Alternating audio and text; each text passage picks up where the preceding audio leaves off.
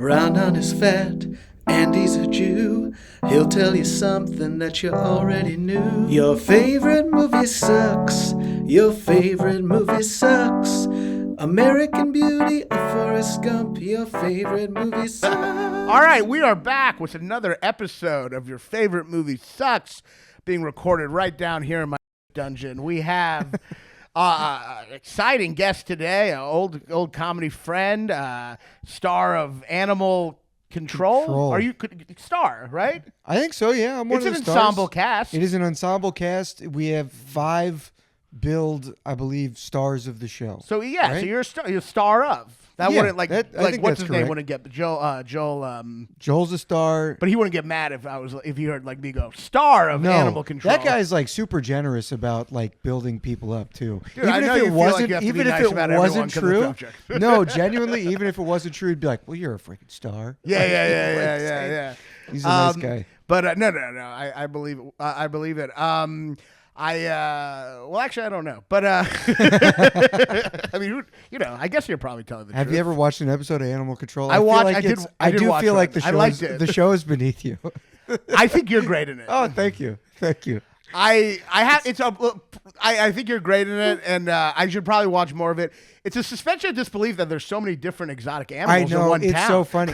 You know what I started watching when we were working on it that I realized it reminds me of is Baywatch. Because you watch Yeah, Baywatch. you're like, how every many people beach drown? you've been to, there's like 3 lifeguards. And you watch Baywatch, and they have like an entire precinct. Yeah. They have boats. Everybody has a 4-wheeler. There's like 50 employees. And you're like, in what world It's is just there like this many lifeguards? One hot guy, 2 hot girls, just like It's not crazy. paying attention while someone's drowning. Dude, but yeah, they there's act a like it's drowning every They day. act like it's FBI. Yeah, It's so That is true. funny. So Baywatch is like a department. It's a department, and that's how like There's you'll no watch lifeguard animal department. No, there's no clubhouse. They're all hanging out in bathing suits, like doing a briefing.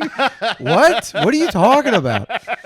They treat it like it's like the Pentagon. They're It's like hilarious. We are. Where is it? Is it Florida? They have boats. They have like enough fun. They're it like Florida? the Coast Guard. I don't know. I mean, like the idea. Yeah, that is insane. I know. And then people are drowning all the time. All the time. Like that.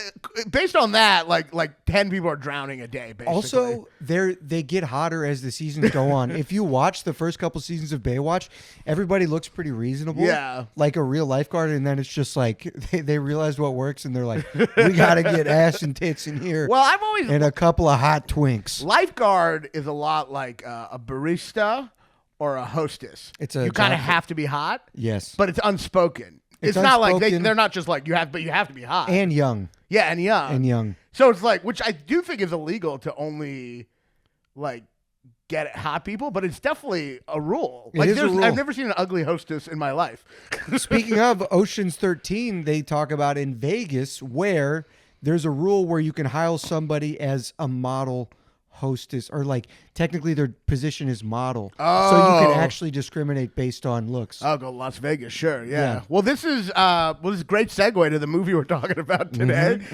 Is it too soon But I for will the check segue? Animal Control. It just seems like they're like a small town and they have like a llama. You and it's just like genuinely they're don't getting a have llama to. out of a bathroom. Like, Yeah, where does there's llama come there's from? llamas around, and they do try to get. We did a zoo break for season 3 just to like explain, like, look at all these crazy animals. No, I do want to watch. You are fantastic in it. You're a I great appreciate actor, that. Great I, actor. um, And I thank actually you. laughed a lot watching you. I did not like it. Not that I did not like the show. I don't really watch sitcoms anymore. Yeah, dude, it feels way outside of like the stuff you like. But the show, I think, is gotten better. I watch every episode just to see how everybody's acting is and what they choose, and it's there's good moments. I really enjoy it. What I like about you is that you are so like insecure.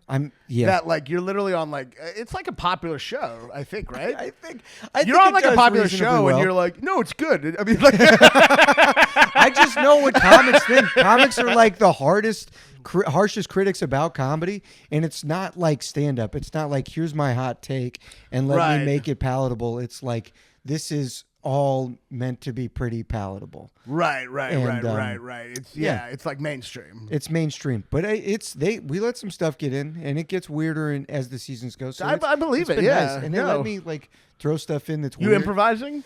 Improvising a little bit, definitely like writing little alts, and then the guys that all the Little people what? alternative lines, and then everybody that writes on the show is like phenomenal. They all stand-ups? are great writers and have great sense of humor. No stand-ups. Okay. They're like pure writers, but they're like not talking shit about joke anyone. writers. What I saw was very funny. I mean, I would watch more. Oh, of it. one is a stand-up. I don't know how her name's Spencer Taylor, and she used to perform in Atlanta. And it was so sounds really interesting familiar. because she was one of those people who's performing stand-up and you don't know how much she's doing behind the scenes of her life. And then all of a sudden she's like, I'm actually moving to LA. I got a writing job. And everybody's like, what? And she's just been killing it ever since. Oh, But yeah, wow. That's awesome. she ended up on the show. I'll check it out. I didn't know you did. I didn't know you like. That's cool that you get to improvise and shit. That's awesome. Yeah, that's got to be the goal, right? I mean, that's got to be the most fun part, right? I think that's the most fun part. And when they write, when the writing is really fun for you and it's exciting, and or when somebody else is a guest star and they're just like fucking great, Yeah. and you get to watch them and be like, man, you fucking killed it. That's amazing. Yeah. Have you been with like any seriously dangerous animals, like a tiger or anything? I don't know, not like a tiger. We worked with a albino. That is scary. Albino people. They freak you out. A fucking pale person. Red That's eyes. terrifying. It was like an You albino just worked with that snake. comedian who was a guest star. What's his name? The albino. What the fuck is that? That guy's albino name? black guy, which really cancels out. Who's in Pluto? Who's in Pluto Is he in Nash? Pluto Nash? He's older now. Yeah. He's an albino. He was on Conan. He's a black albino, I think it's the dude from which is Pluto otherwise Nash. called not black. Whoa. Well, I mean, to the cops. Culturally. But an albino what? Albino snake. Like a big snake. Are they poisonous? Like a big python. No, a not python. Oh, yeah, fuck. I think it was a python. I don't know. It was a big, friendly snake that was awesome. It wasn't dangerous. It didn't feel dangerous Okay. at all. Sloths are apparently dangerous. They are? We worked with sloths. Yeah, they gave an announcement before we worked with the sloth where this guy's like, ladies and gentlemen, people think sloths are slow and they're nice. They are not slow.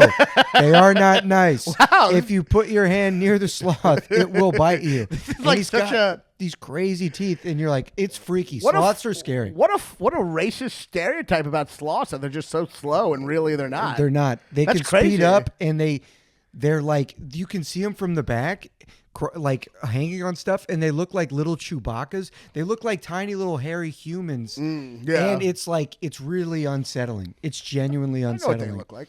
I feel like you're talking to me like I've never seen. I've seen pictures. But you don't. You've seen them, but you can't appreciate it until you're like under one and you're watching it like move slowly. Oh, I see, yeah. And it looks like a human. You're just like, oh, this is. For a second, I fun. thought you were like talking to me like when someone in the 1800s sees an animal. Yeah, and no yeah, one else you- has ever seen that you can animal. only describe it. Yeah. You're like, there's- is that what they look like? I'm like trying to be like, I've seen pictures. I know. Tiny, What tiny little Chewbacca. well, are they slow? They must be slow. How do they get the They are slow. They are slow. They move very slow. I But think then they have the they- capacity to speed up and bite. He was just like, don't underestimate how fast this thing will go. It's But like when the line from Goodfellas with Pauly Sorvino. Who he moves slow, but only because he doesn't have to move for anybody. That kind of thing. Oh, yeah. Like they move slow because they don't give a fuck. I think so. I don't know what their attack potential is, but I saw its teeth and I was like, this is fucking freaky. It's the one animal we named after one of the 7 deadly sins. It was such a Yeah. judgmental naming Wait, of an animal. Was the animal named a sloth first and then we derived the word from it? No, the word sloth is first, and then we named the animal.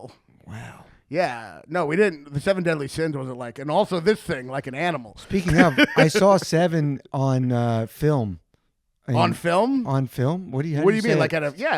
Yeah. On film? Yeah, at an AMC. Pretty good. Pretty cool. You I don't mean, know like, how recently? the film added to it. Yeah, like the last 2 months.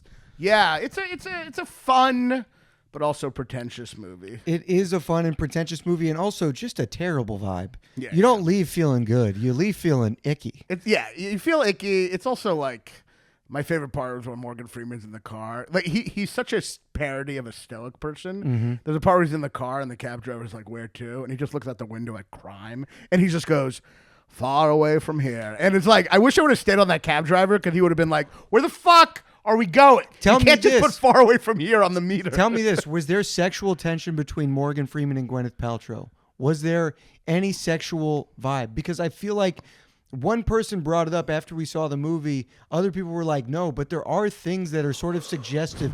Her calling him while she's in the shower. Yes, she needs help because she's pregnant, but also it feels like they're suggesting it's interesting something. you say that because there is a very popular show that I'm sure you love that takes a lot from Seven and actually, in a way, builds that and explores that. What? True Detective.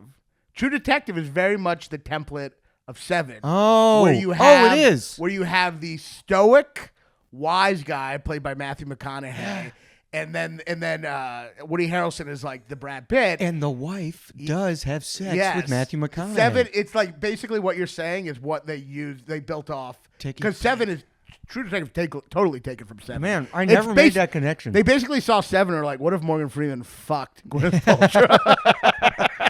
Well, think about it. Basically, basically McConaughey just sounds like an old black man if you think about it. Totally. Tom's a flat circle. Dude, that show, I've seen that season of True Detective at least 5 times. Well, I know. Well, you're huge. I remember you reading that Matthew McConaughey Dude, book. I got into such a big McConaughey There's only two phase. books I know you've read. Anna Karenina and whatever it's called. Yeah, What is Green it called? Lights Green Light. and War and Peace. Rush. But yeah, I mean, Seven is fun, but it's also stupid. Yeah. But let's talk. So wait, is the movie? I feel like an idiot. I thought it's Ocean's 11. It's Ocean's 11. Okay. I just brought up the sequel because I saw it. Not the sequel, the third installment in the Ocean's trilogy. So I asked you your three favorite movies. I want to say all of them. Please. Even though you're like his father. I think it's interesting. And sometimes I think when you list a bunch of movies, it says more about you than like just one movie. And may I obviously. say, the last movie I listed, I really was like combing. These were the only two I could say for sure. There's others that were in there, but felt not correct. But that third one, I was like, that's a movie that I feel like people didn't respect, and I genuinely will watch it again and again and again. I watch it when I'm on an airplane. I find it so entertaining. Anyway, well, let's we don't want to create too much suspense here. Number one was Ocean's 11, which I was like, that makes sense.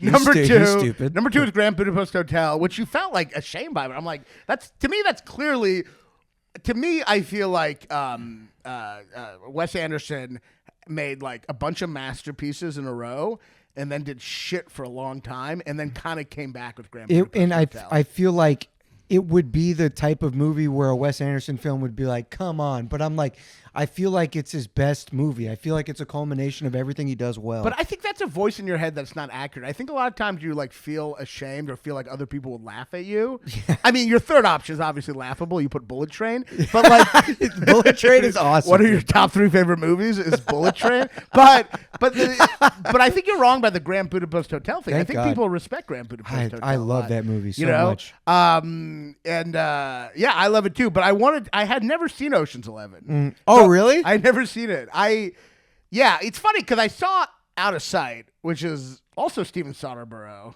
I don't think I've seen Out of Sight. Feels so very similar vibey, even though I think Out of Sight. Dude, I mean, did you see Black Bag? His most recent one. Yeah. It's also he likes a sexy little movie. He likes a sexy little movie. Little tight little movie. He's an interesting guy. He has made some ambitious movies, but he's definitely fine not being ambitious. That's how Black Bag felt. I was like, man, you're just really the man's practical. The man's it was an incredible. Well, I've heard about his process from somebody who worked with him because he did The Informant. Yeah.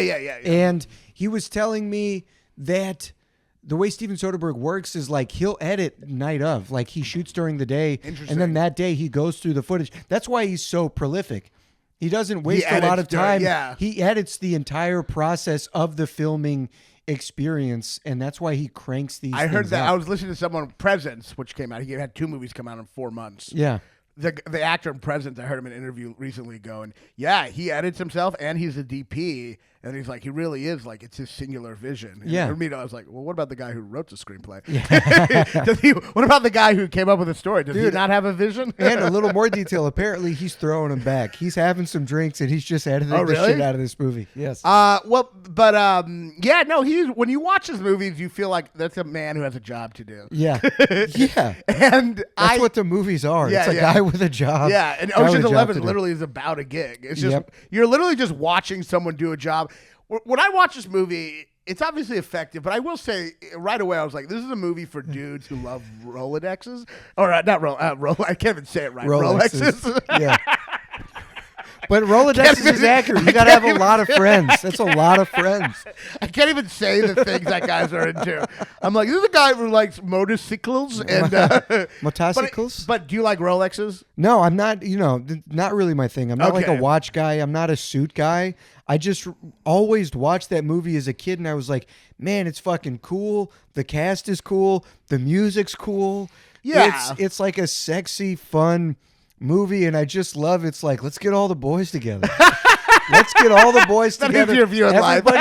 Everybody's got a job. Everybody's got a purpose. Everybody's playing to their strength. Out here. I'm sure he felt hurt by that. Shouldn't Ben Affleck be in this movie? Casey Affleck's in it. Casey Affleck and his brother. I think there's so many good small comedic moments. Like when Casey, do you remember when it's Casey Affleck versus Scott Conn? Yeah. Scott Conn's in a monster truck. Yeah. Casey Affleck's being a little nerd with his big.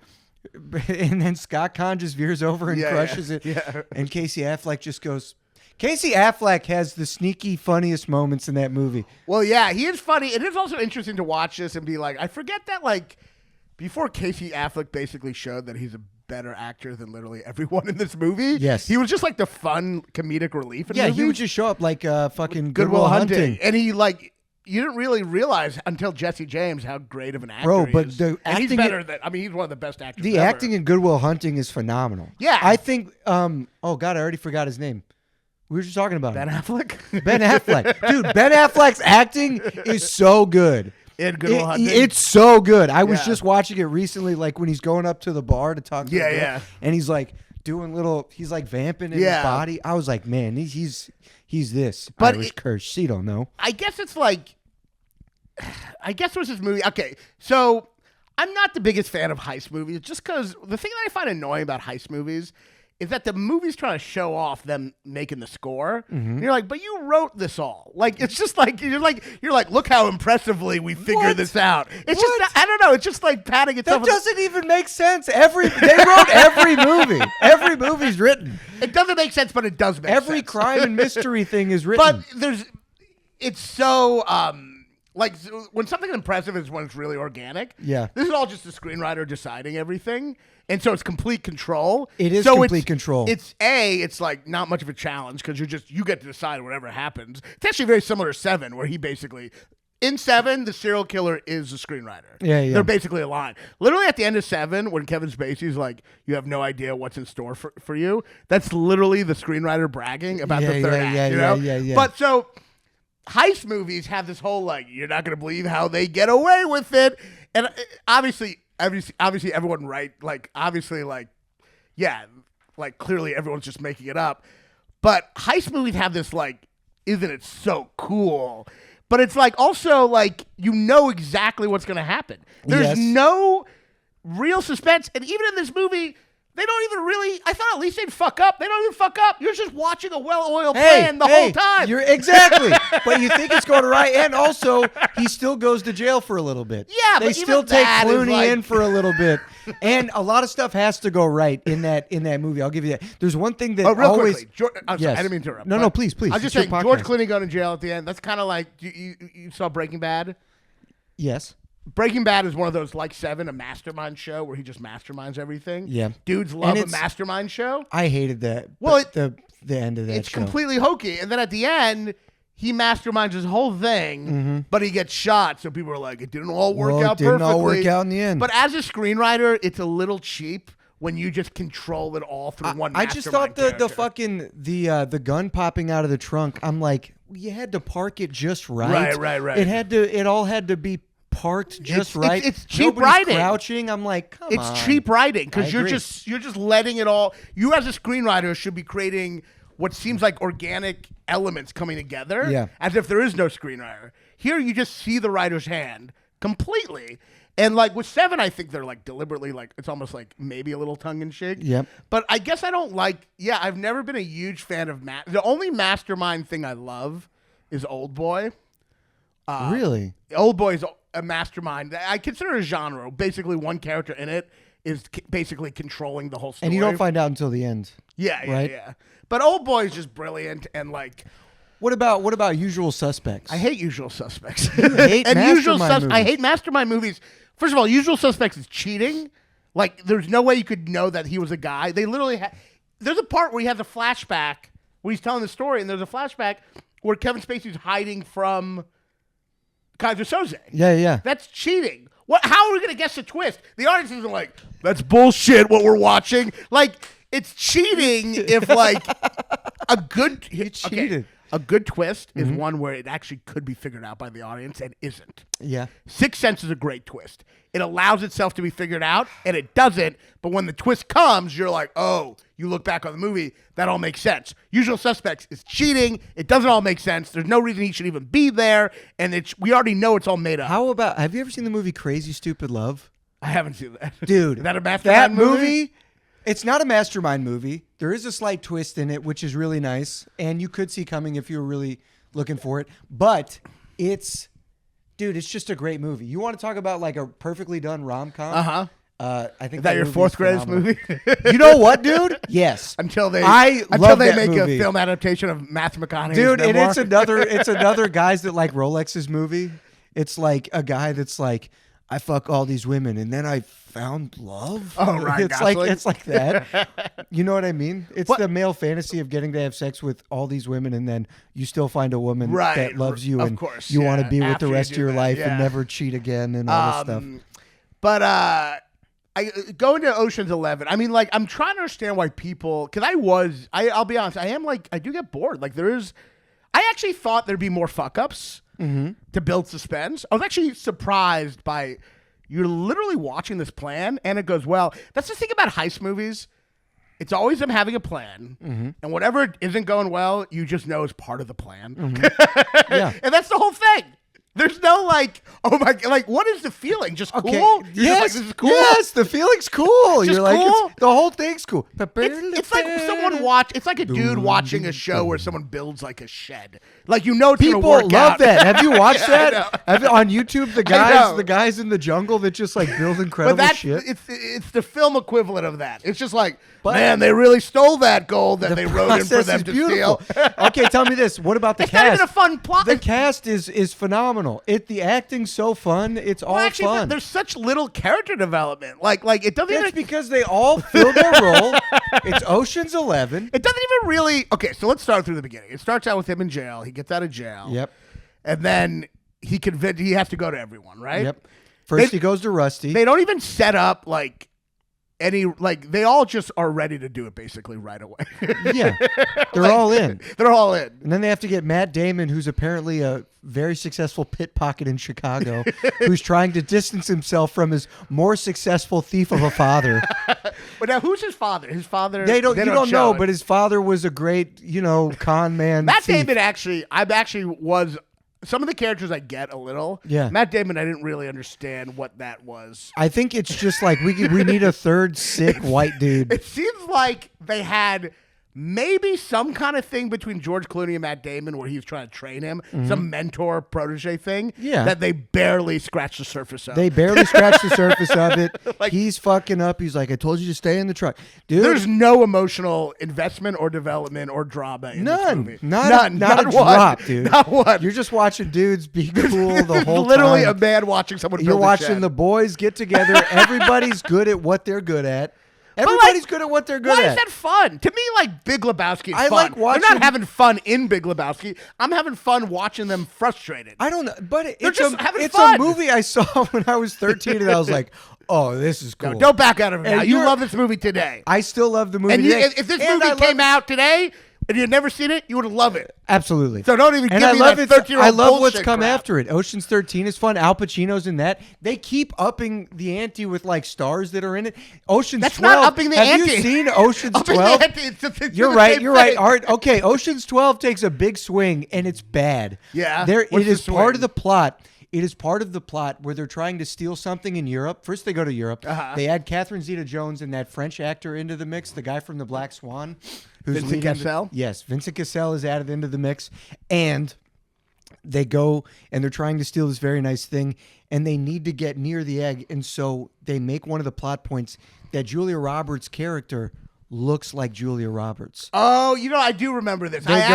You know who she looks like? And they go, we don't talk is about Bruce that. Willis also in it? I don't remember. I only saw it once, and I was like, this is bad. That with the player. I saw it, and I was like, this I is saw bad. a scene from it. I was like at a gym or something, and I saw a scene from it on TV, and it was so confusing because it was like Julia Roberts walking by Julia Roberts or something. I was like, what the fuck is this? I respected that they were. It's the only movie I've ever seen do that, where it gives a nod to the fact that the actress is the actress. Yeah, that is bizarre. It was so bizarre, and it didn't work. In Bernie Mac, when he was doing the press run for Ocean's 13, he's like on the Tonight Show, and he's like, Ocean's 12 was bad, man. Like really goes, nah, it was a stinker, man. But this one, this one's great. It's so funny.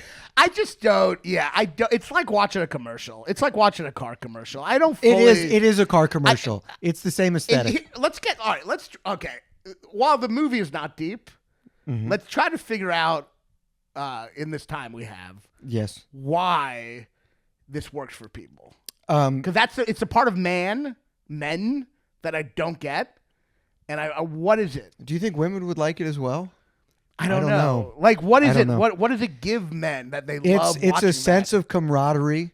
It's it's like a well-oiled machine. It's like Is it like a a tiny bachelor little party? army. Is it like a? It's not a bachelor party. I would liken it more to war. War? It's like, this is your platoon. These are your Yeah. men. You got a demolitions guy. You got a face guy. But like, drama is when things don't work. Everything in this movie works. They have to go get the pinch to take out all the That electricity. is a problem that in gets Las resolved Vegas. in 2 seconds. It gets resolved. 2 seconds. Literally, he's like, we're fucked. And then he goes, wait a minute. Unless we get this nuclear reactor. and then they get it. They get it. They get it. I'm actually shocked that Buddy there's breaks his hand. But the little Which grease, they don't even- But the grease man breaks his hand. Which, by the way, when I saw that, I was immediately like, oh shit, he can't do his job now because his hand's broken. He could do Which it. is what they should have done, but that wasn't even the issue. He could still do his job. But it I was added trying to create suspense. He problems. couldn't do everything. I was making a better movie in my head He than what was happening. He almost hit the lasers. Yeah, but like you normally, like, what's a story? You'd be like, oh fuck, Matt Damon broke in, and now he's broken his hand and he can't do it. That's like a story, and that is not even what they do. Nope. They're like, oh, he just does it with a broken There's no hand. conflict. It's just them figuring it out. He goes to jail at the end, and they get all the money.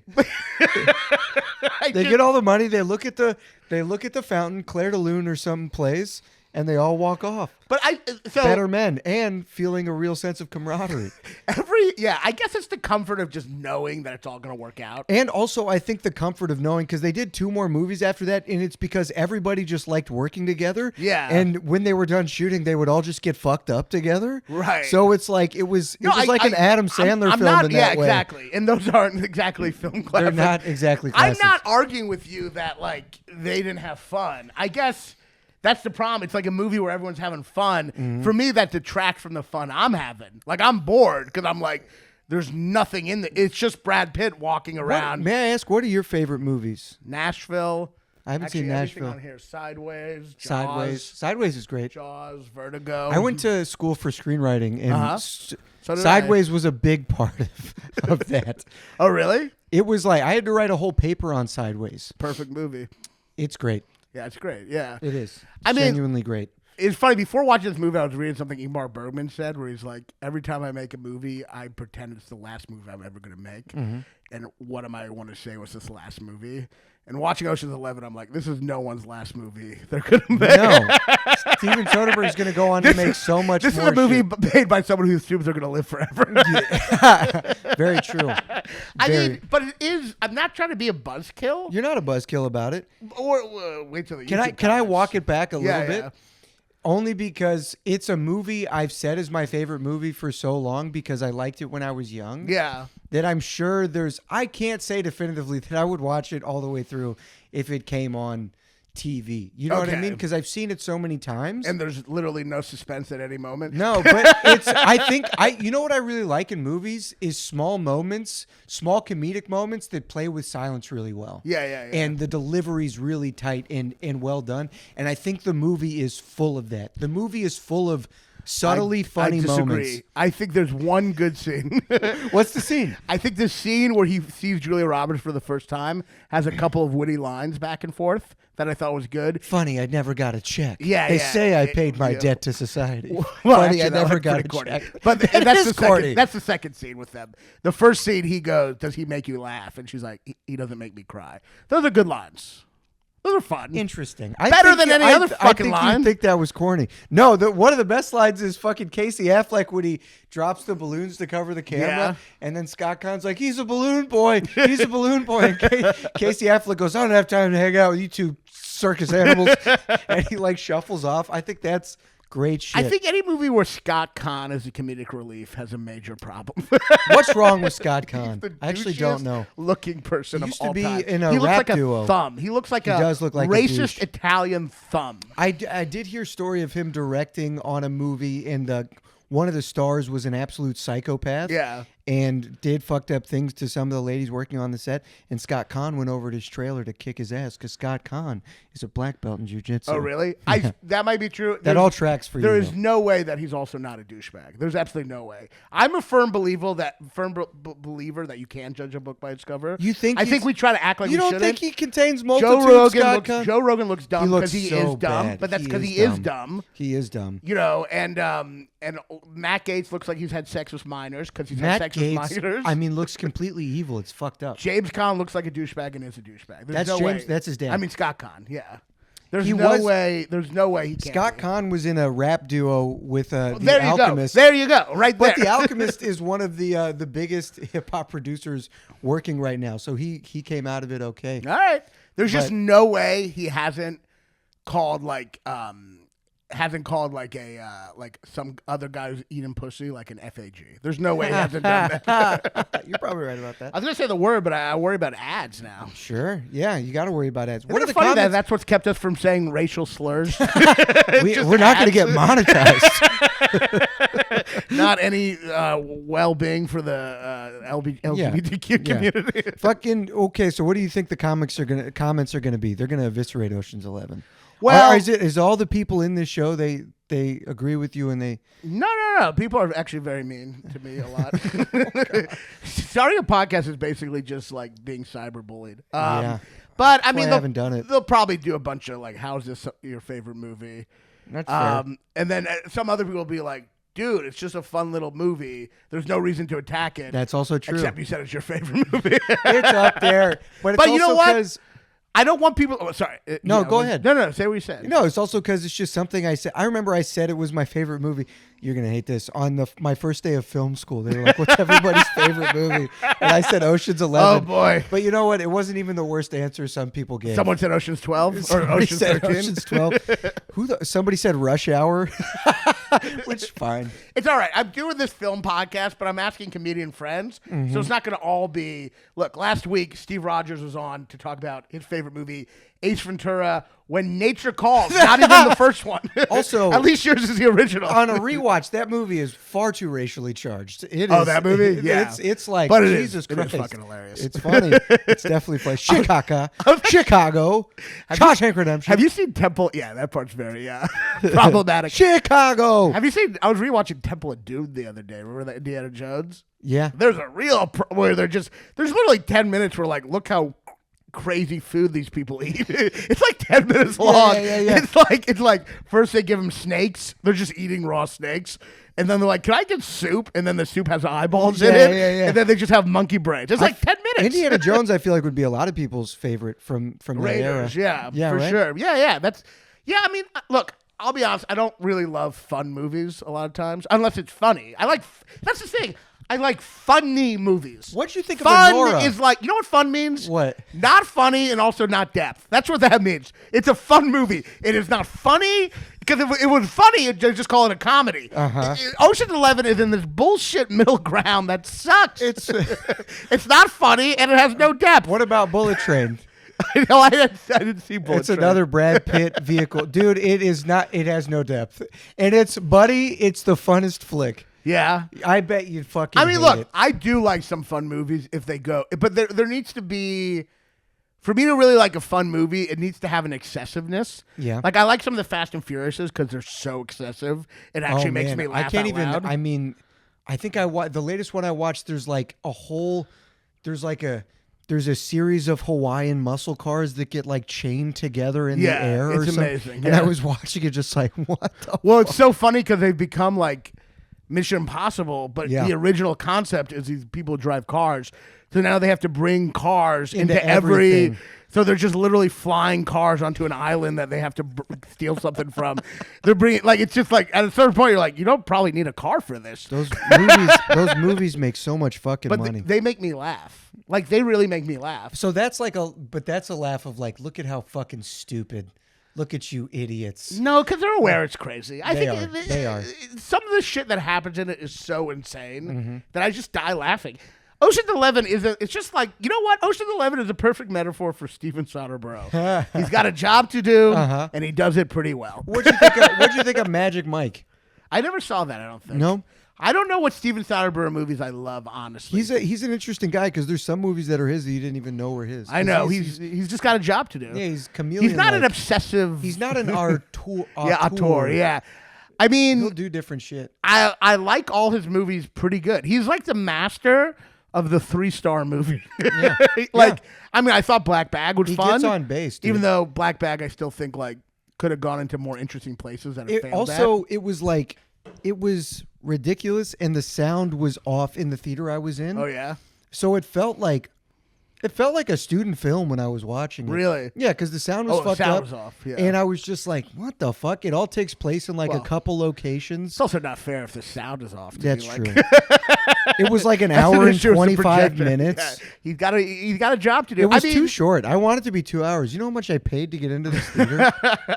But the other issue with that movie, Black Bag, is that yeah, it's just fun, but there's actually with Ocean's 11, it's just whatever. It's just always shallow. There's no way there's going to be depth to it. Yeah. Though I do think there could have been suspense that there's not in there.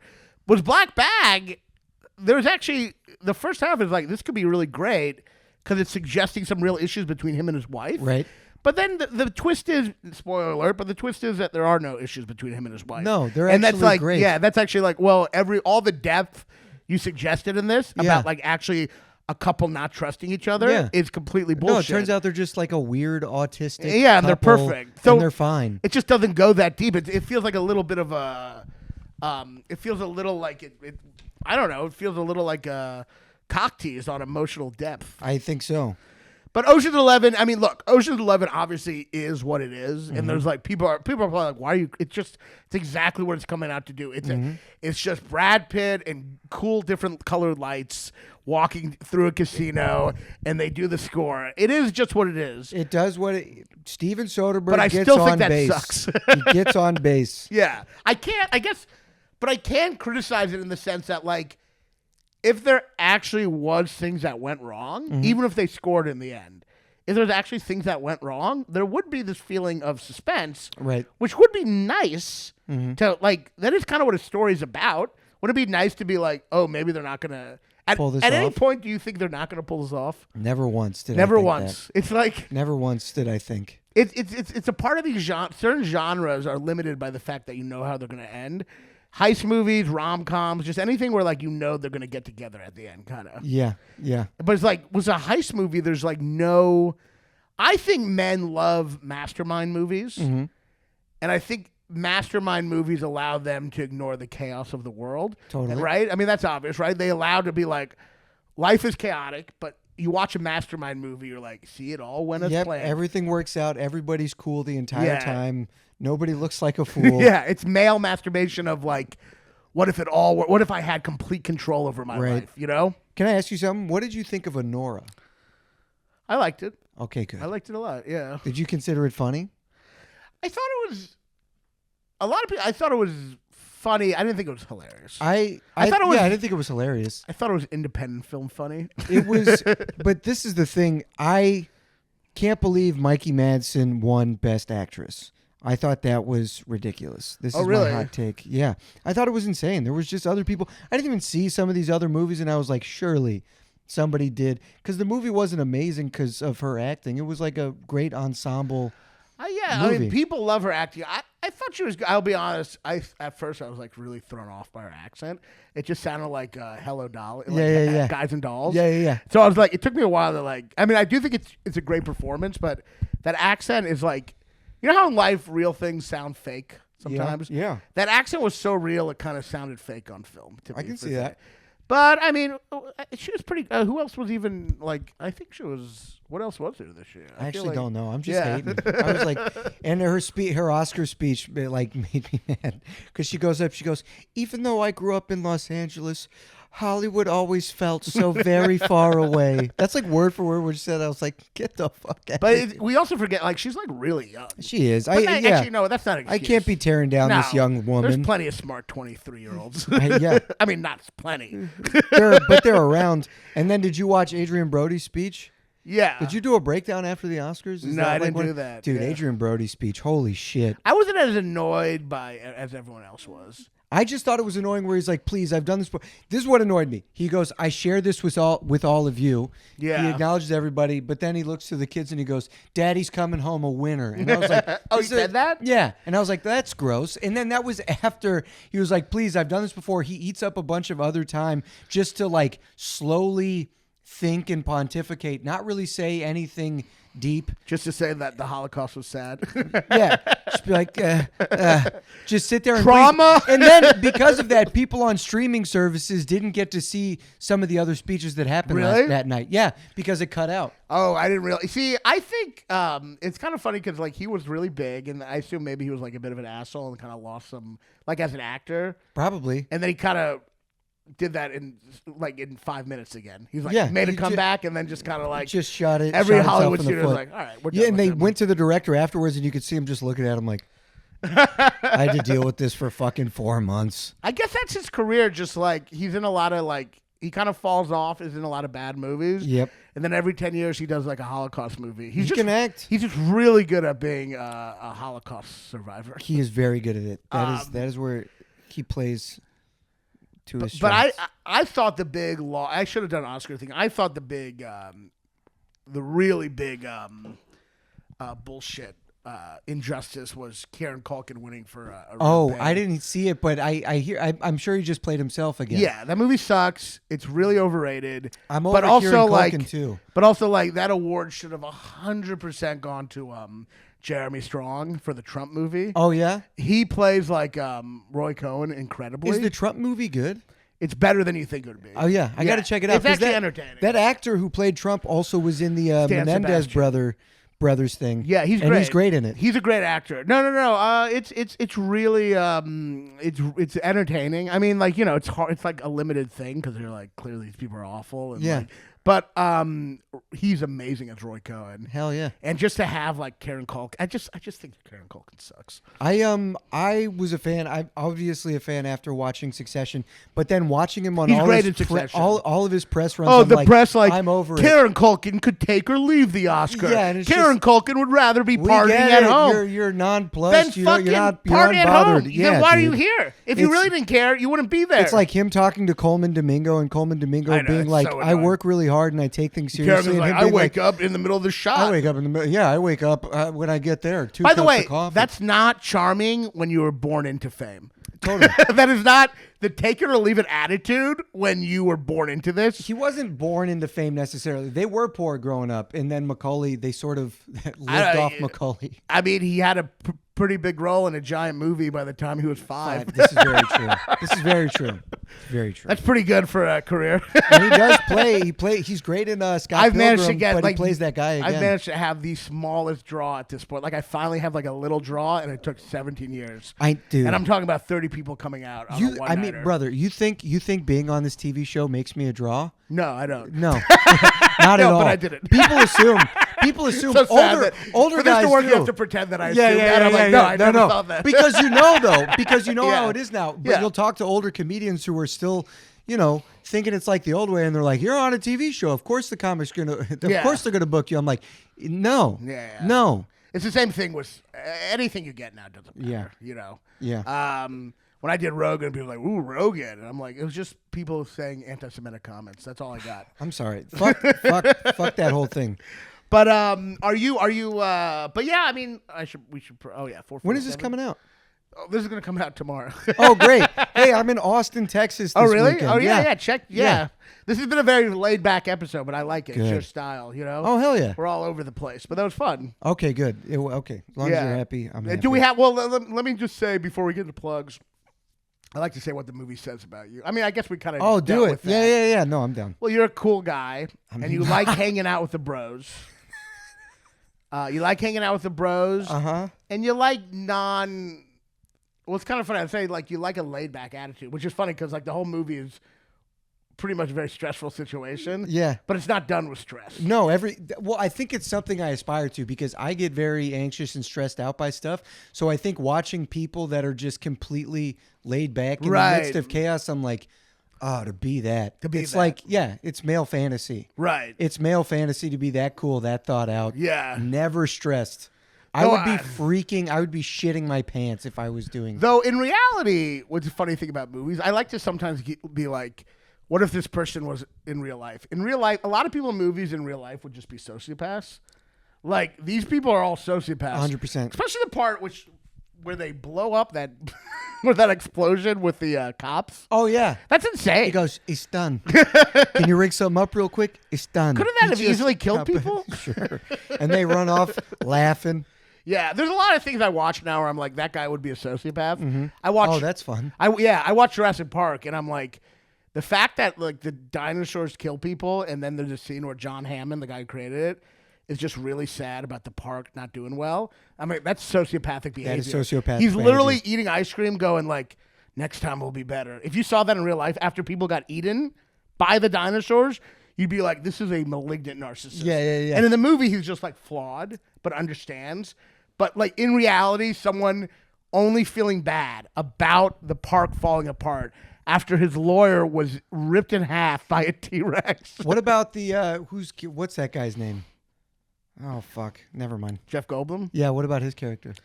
Well, he's a little sociopathic because when the T-Rex is attacking the kids, he's like kind of cracking jokes still. Yeah, that's a little sociopathic. He strikes me as a sociopath at everything he said. Well, when the T-Rex goes in front of the kids in the car and the lawyer runs out and goes to the bathroom, the T-Rex is over the kids in the car, and Sam Neill's like, where's that guy going? And Jeff Goldblum goes, when you got to go, you got to go. And the fact that in this situation he feels the need to crack a joke, that's probably sociopathic. It is interesting. I think everyone in movies is a sociopath. Spielberg will put in like ill-timed gags. Like it's always bad. It's always bad. It's always bad. It's always bad. What was the movie I finally watched for the first time? Minority Report. And there's the like worst a thing. parts. His eyes like come out and he has to chase them. I like really a goober. I really like Minority Report. Those parts are so annoying. Or it's like he's looking for the sandwich and then oh no, there's a rotten sandwich right here. And I'm like, well, what about that exciting part where he's like escaping from the cops and then he like falls into that yoga thing and he's in the position? Yeah, it's so annoying. It's also bad in Jurassic Park when Jeff Goldblum says, "When you gotta go, you gotta go." That's like a bad line to say in the middle of like that. It's how you know Steven Spielberg has a bad sense of humor. He has a bad sense of humor. It's not a bad sense of humor. Well, I knew that from the fact that he said on when he was making Schindler's List, Robin Williams would call him at night to like cheer him up. Mm-hmm. Anyone who thinks like to be cheered up, you'd have to talk on the phone with that megalomaniac has no sense of anyone who thinks don't like Robin Williams. Anyone who thinks just on the phone with Robin Williams, him going over here.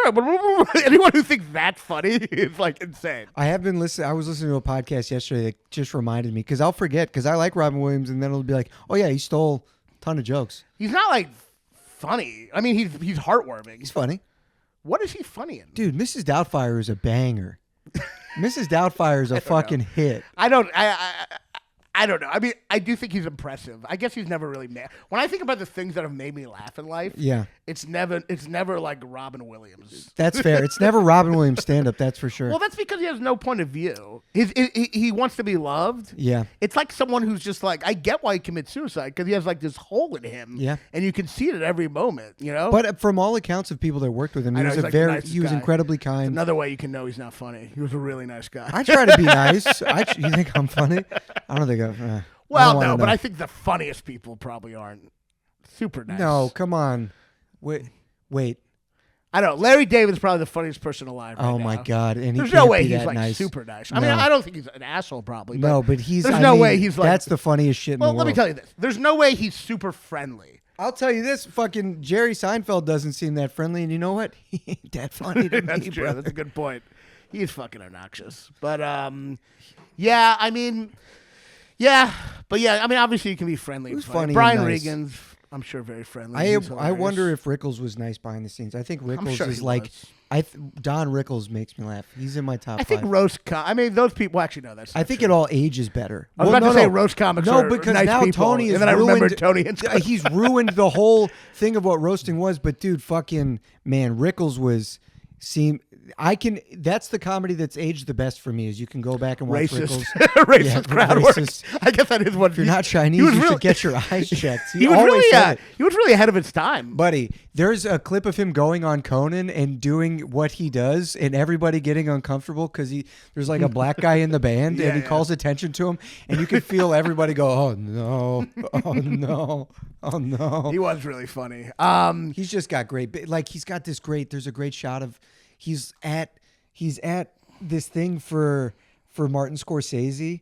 He's hosting that, it, yeah. and they show this, a montage of all his movies, and it cuts to Rickles, and he goes, "Marty, when we look at all your films, none of them were great." And it's like such a perfect. He's just a truly exudes funny person to me. That's what I mean.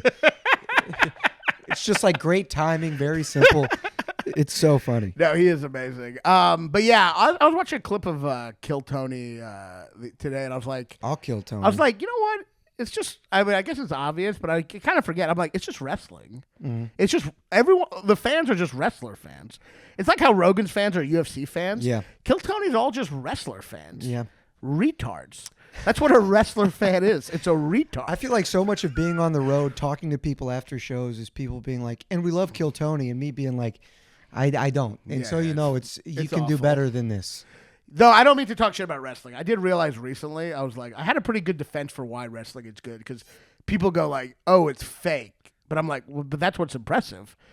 No one's like, ooh, did you see that guy get his ass kicked? How impressive was he? Like, it's impressive to fake it. I think there's a large number of respected artists that also really respect and admire wrestling. And what it does. I mean, I do think It comes up. I don't think fans are retarded. They definitely have Arrested Development. Their dad definitely left when they were 13. Every wrestler's fan's dad left. These are all when they were definitive. 13. Yep. Yeah, but like, do you like wrestling? No, I'm not a big wrestling guy, but Your parents are together then. I've lived with my parents are together. There you go. I've lived with wrestling fans, and they've gotten me into it, and I'm like, oh yeah, this is cool. But I'm not even like a sports guy. Yeah, me I'm not neither. watching. You're not a sports guy? No, but if it's on, People probably assume I'll you watch are. it. People assume I'm a sports guy, but I didn't do sports growing up. I did like theater and shit like that. Same I as was me. undersized, so that was what I was good at. I was never good at sports. I wish I knew sports, because it is a good way to have small talk with men. It's a wonderful talk. and there's no small talk anymore. I just have to like talk about my father molesting me, because I can't talk about sports. Did your father molest you? No. Just lie to strangers. Yeah, just like but if your father molested you, you're not into wrestling. You're into ballet. That's another fact. Jesus Christ. So what? Jesus. I don't even know what that means. Oh my God. I've had so much cold brew. It's insane. So this has been really fun. Yeah, the movie shows that you like camaraderie, you like laid backness, you like things coming together, and you like confidence. I admire confidence. You appear confident, but I know you. I've been friends with you for a long time, know. and you're just a Jew with crippling low self-esteem under that well-built exterior. I very low self-esteem. But keeps me humble. But yeah, but like to see like you like the confidence, yeah. Yeah. And I like people that can just are cool in a crisis. But like kind of like what we were saying earlier, like rest assured that what you're thinking is confidence would actually just be sociopaths. Yeah, that it really is important. People to remember. robbing a giant casino and not worried are sociopaths. Yes. 100%. So don't be jealous of confidence. You're just being jealous of psychopaths. Sociopathy. Yeah, sociopathy. Yeah, I don't know. Who knows? So where are you going to be? Okay, so I'll be in Austin, Texas at Cap City Comedy. I think the smaller room. Yeah. Well, that's a this fun room. weekend, Friday through Sunday. I've heard. And then I guess Belly of the Beast. I hope the Kill Tony fans don't watch this and come for me when I'm in Austin. And then June I'll be in Atlanta at the smaller room at Helium, and in the smaller Helium room in Portland, Oregon in June. That's so funny. The This smaller weekend, I rooms. will be in the small room at Portland, Oregon. And I have a Don't Tell comedy set coming out tomorrow. That's it's coming out exciting. tomorrow. Check that out. It's called Dirty Little Scrap Boy. I've decided I I obsessed, anxiety-ridden about what to call this thing. Yeah, it's so like hard. I was not chill about it. I was asking everybody. Everybody's Me got too. a different opinion. Titles are the hardest because it's arbitrary. It's so hard, and then I second-guessed the Dirty Little Scrap Boy thing because I was like, well, I don't want to be considered a little boy for the rest of my life. But then I finally talked to somebody from Don't Tell Comedy. I was like, hey, can I just call one of you and talk to you real quick? And then I had gotten so far away from Dirty Little Scrap Boy because it was the first one I picked, and then we started thinking about all these other things, and then she was like, like a lot of people here really like Dirty Little Scrap Boy, and I go, get the fuck out of here. Yes. I think that's great. It feels correct. Ryan Hamilton once said, I think it's true, titles for albums or specials should not be about the hour as much as it should be about you. Yeah, and like, it fits the material because it starts dirty. But you also seem like a dirty little scrap boy. Thank you. Yeah. Because I am. And I was trying to have these like catch-all titles that would get people to click, and then they would click and watch the first joke and go, oh, no, this is not for me. Yeah. It's not so worth Dirty it. Little Scrap Boy has the word great. dirty in there, and I'm like, that's it. Yeah, Dirty Little Scrap Boy coming out tomorrow. Check it out. He's a wonderful comedian. Thank you. A great that comedian. means a lot. I feel like you're from very insecure. Like you think you're a hack, but your comedy is always very unique and very funny. Yeah, I don't want to get too confident though, because then I feel that's like the kiss of death. Yeah, yeah. Very funny. You did a bit the other day that I thought was so fucking funny. But and yeah, see me at the Portland Room in Helium this weekend. Oh yeah, you're going there this weekend? This weekend. Yeah. Apparently tickets are not great. So if you're listening to this and you live in Portland, I don't just need you to come. I need you to bring your friends, if you have your friends enemies, your in family. Portland, bring an army, because apparently, I haven't checked recently, but according to the last couple of weeks, it was emergency situation. So come out this weekend in Portland. You can get tickets at punchup.live/Raanan/tickets. And also important, my special taping, May 15th at Sesh. Get tickets now. The early shows are almost sold out. Don't wait. And if you type, I believe, live in the promo code, you'll get $5 off. Thank you so much for coming on. It was such a pleasure. Thank you for having to me have on. you. I had a And great time. We'll see you next week. Cut. Raanan is fat and he's a Jew. He'll tell you something that you already knew. Your favorite movie sucks. Your favorite movie sucks. American Beauty or Forrest Gump. Your favorite movie sucks.